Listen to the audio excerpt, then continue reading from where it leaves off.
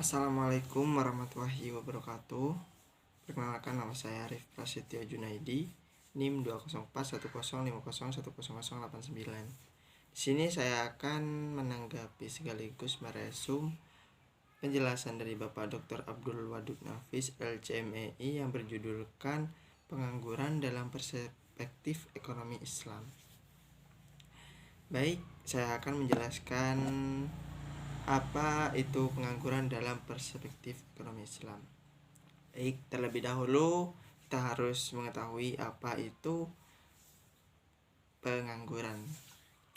Pengangguran ini adalah orang yang masuk dalam angkatan kerja 15 sampai 16 tahun yang sedang mencari pekerjaan dan belum mendapatkannya. Jadi maksudnya pengangguran ini adalah orang yang berumur 15 tahun sampai 64 tahun yang berniat memang mencari pekerjaan dan tidak menemukan pekerjaan. Lain seperti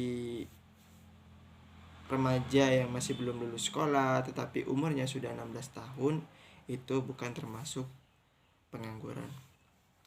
Dan juga seseorang yang sedang kuliah yang berumur 21 tahun tetapi dia tidak bisa disebut sebagai pengangguran karena dia memang masih mau kuliah dan tidak mau bekerja terlebih dahulu. Lanjut ke macam-macam pengangguran. Yang pertama yaitu pengangguran terbuka. Pengangguran terbuka ini seseorang yang memang tidak memiliki pekerjaan dan ingin mendapatkan pekerjaan, tapi sampai saat ini dia tidak mendapatkan pekerjaan. Meskipun dia udah masuk di angkatan kerja yaitu 15 sampai 64 tahun, tapi dia masih belum bekerja karena belum mendapatkannya. Yang kedua yaitu pengangguran tersembunyi. Pengangguran tersembunyi ini, yang dimaksud pengangguran tersembunyi yaitu seseorang yang sudah bekerja tapi tidak memenuhi waktu standar bekerja. Artinya, jika dalam satu perusahaan itu bekerja minimal 8 jam, nah dia bekerja hanya 5 jam. Jadi 3 jamnya itu nganggur. Nah, sekarang ini banyak terjadi karena sebuah perusahaan yang over recruitment dan dampak virus corona ini juga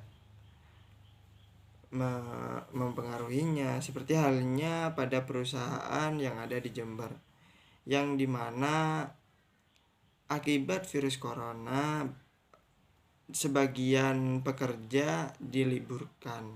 Nah, itu yang dimaksud pengangguran tersembunyi. Yang ketiga yaitu pengangguran musiman. Pengangguran musiman ini yaitu seseorang yang menganggur pada musim-musim tertentu, seperti halnya seorang petani, yang mana seorang petani padi itu akan panen 4 bulan sekali. Nah, jadi orang yang bekerja yaitu pas nanam padi dan panen padi. Jadi di antara nanam dan panen, mereka itu tidak bekerja karena tidak ada yang mau dikerjakan.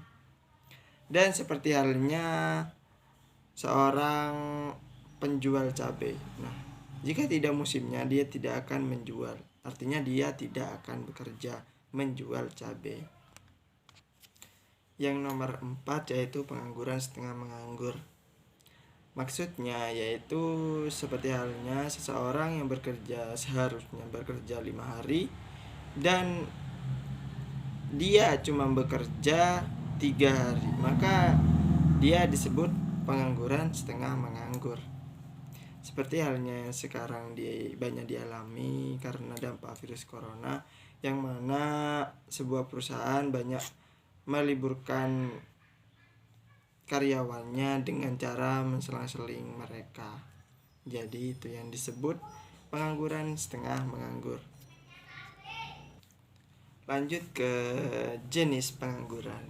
Jenis yang pertama yaitu pengangguran friksional. maksudnya dari pengangguran friksional yaitu seseorang yang sedang bekerja di suatu perusahaan dan dia melakukan resign karena ada hal-hal tertentu seperti halnya gaji terlalu rendah atau pekerjaannya yang terlalu berat atau tidak ada kecocokan dengan dirinya, maka dia resign dari kantor itu dan setelah itu mencari pekerjaan. Nah, itu yang dinamakan pengangguran friksional. Pengangguran struktural. Yang dimaksud pengangguran struktural ini adalah seseorang yang sedang bekerja tapi dia terkena PHK. Yang sedang banyak terjadi saat ini yaitu karena sebuah perusahaan terkena dampak virus corona, yang mana mempengaruhi nilai produksi dan pendapatan, yang mana harus mengurangi sebagian karyawan. Jadi karyawan tersebut terpaksa di PHK dan tidak mendapatkan pekerjaan. Jadi karyawan tersebut disebut pengangguran struktural. Yang keempat yaitu pengangguran teknologi, yang mana yang dimaksud dengan pengangguran teknologi ini yaitu sebuah tenaga manusia yang sudah digantikan oleh sebuah teknologi. Seperti halnya yang Bapak contohkan, memanen padi dengan cara mengaritnya dengan tenaga manusia. Nah, sekarang menggunakan tenaga mesin untuk mengaritnya. Dan seperti halnya perbankan yang mana yang pada saat ini terjadi, yang dulunya mengambil uang langsung ke bank. Nah, jadi sekarang digantikan teknologi yang namanya ATM. Sekarang tidak ribet-ribet lagi ke bank karena sudah digantikan oleh ATM. Otomatis pegawai bank akan berkurang atau banyak yang di PHK. Lanjut ke dampak pengangguran. Dampak pengangguran ini ada 11.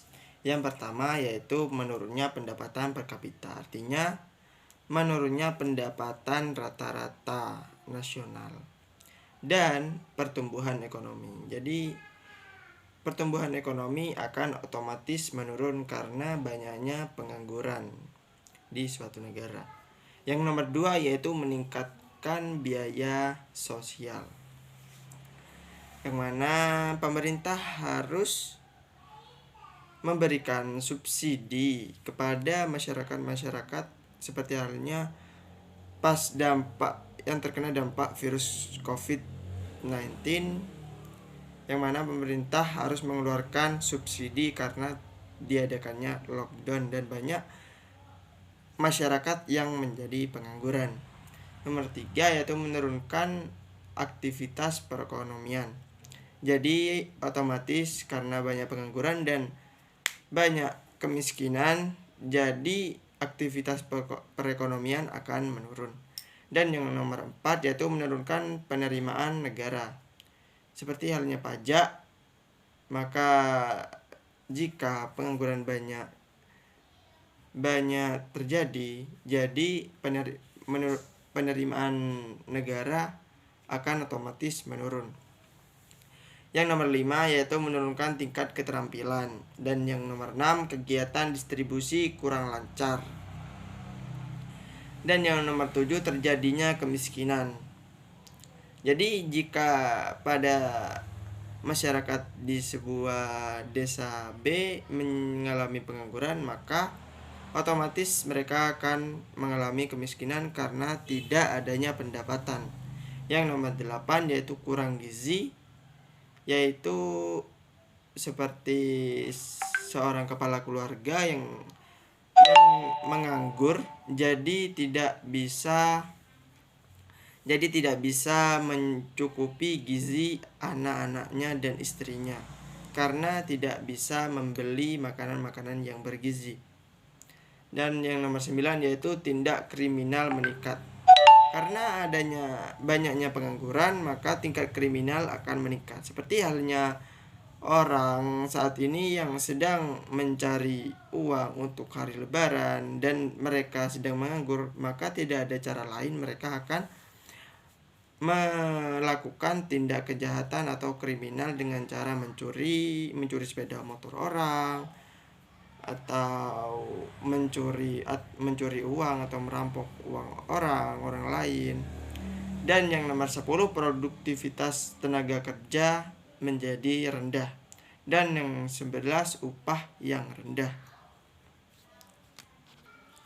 Lanjut ke penyebab pengangguran. Penyebab pengangguran ini ada 4. Yang pertama yaitu tidak sebanding penawaran dengan permintaan pekerjaan. Artinya, lebih banyak permintaan pekerjaan daripada penawar pekerjaan. Seperti halnya lulusan SMK pada tahun 2020 yaitu senilai 2000 remaja yang pada saat itu lulus pada tahun 2020. Dan penawaran kerja pas pada saat itu hanya terdapat 1000 lowongan kerja, atau karyawan yang dibutuhkan yaitu 1000 lowongan kerja. Jadi 1000 lainnya akan menganggur. Yang kedua yaitu turunnya pengeluaran total dan output, yang mana produksi yang dilakukan sebuah perusahaan akan menurun dikarenakan banyak orang yang menganggur dan tidak sanggup untuk membelinya. Jadi otomatis karyawan pun juga di PHK atau dikeluarkan. Jadi mereka akan menganggur. Lanjut yang nomor 3 yaitu perubahan teknologi, yang mana yang awalnya dilakukan dengan tenaga manusia jadi dilakukan dengan tenaga teknologi, yang artinya seperti halnya tenaga manusia digantikan oleh teknologi yang tanpa menggunakan manusia. Jadi itu bisa menyebabkan banyaknya pengangguran. Dan yang nomor 4 yaitu waktu yang dibutuhkan untuk mencari pekerjaan. Lanjut cara mengatasi pengangguran. Yang pertama yaitu menyelenggarakan bursa tenaga kerja, yang mana sebuah perusahaan menyelenggarakan bursa tenaga kerja besar-besaran. Yang nomor 2 yaitu informasi lowongan kerja. Nah, informasi lowongan kerja ini sangat penting buat orang-orang yang sedang mencari pekerjaan. Seperti halnya sebuah pemerintah menyediakan website yang dimana dalam website tersebut terdapat informasi lowongan kerja ya baik di dalam kota sendiri atau luar kota, luar Jawa, luar provinsi. Dan yang nomor 3 yaitu memberikan pelatihan kerja, yang dimana di sebuah kabupaten Jember memerlukan teknisi komputer 2000 karyawan. Jadi alangkah baiknya Pemkab Jember ini memberikan pelatihan kerja untuk pengoperasian komputer untuk semua orang-orang yang sedang mencari pekerjaan. Yang nomor 4 yaitu membuka lapangan kerja sebanyak-banyaknya. Dan yang nomor 5 yaitu meningkatkan peredaran modal usaha. Seperti halnya pemerintah memberikan modal kepada masyarakat agar masyarakat tersebut tidak menganggur dan melakukan sebuah usaha yang bisa membuat mereka mempunyai pendapatan dan tidak menganggur. Lanjut yang nomor 6 yaitu meningkatkan jiwa kewirausahaan. Jadi dengan cara meningkatkan jiwa kewirausahaan ini seseorang bisa mempunyai inisiatif untuk melakukan usaha-usaha tertentu agar mereka mendapatkan pendapatan dan tidak menganggur. Yang ketujuh yaitu transmigrasi. Nah, transmigrasi ini bisa dilakukan pemerintah untuk mengatasi pengangguran. Yang dimaksud transmigrasi yaitu perpindahan penduduk dari sebuah daerah yang padat ke daerah yang sedikit penduduk. Jadi di daerah sedikit penduduk itu bisa dengan mudah mencari pekerjaan dan mengatasi pengangguran. Lanjut ke pengangguran dalam ekonomi Islam. Ada dua. Yang pertama yaitu pengangguran jabariyah atau pengangguran terpaksa, yang mana seseorang yang sudah memenuhi persyaratan angkatan kerja yaitu 15-64 tahun dan dia tidak menemukan pekerjaan, tetapi dia berusaha mencarinya dan dia tidak mendapatkannya. Jadi dia termasuk ke pengangguran jabariyah atau pengangguran terpaksa. Yang kedua yaitu pengangguran khiyariyah atau pilihan, yang mana seseorang sudah memenuhi persyaratan untuk bekerja yaitu 15-64 tahun, tetapi seorang tersebut malas untuk mencari pekerjaan dan malas ingin bekerja, tapi dia memiliki skill yang bagus untuk bekerja, tetapi dia memilih untuk tidak bekerja. Lanjut ke solusi pengangguran dalam perspektif ekonomi Islam. Yang pertama yaitu mekanisme individu, yang mana seseorang yang sedang malas mencari pekerjaan, nah kita harus membantunya, mendorongnya agar dia bisa bangkit dan ingin bekerja dan memiliki pendapatan. Yang kedua yaitu mekanisme sosial ekonomi, yang mana negara harus membuat iklim ekonomi yang stabil, dan maka dari itu perekonomian akan kondusif dan produksi sebuah perusahaan akan meningkat, dan setelah itu otomatis banyak karyawan atau tenaga kerja yang direkrut, maka pengangguran akan jadi sedikit. Baik, cuman itu penjelasan dari saya. Semoga bermanfaat. Assalamualaikum warahmatullahi wabarakatuh.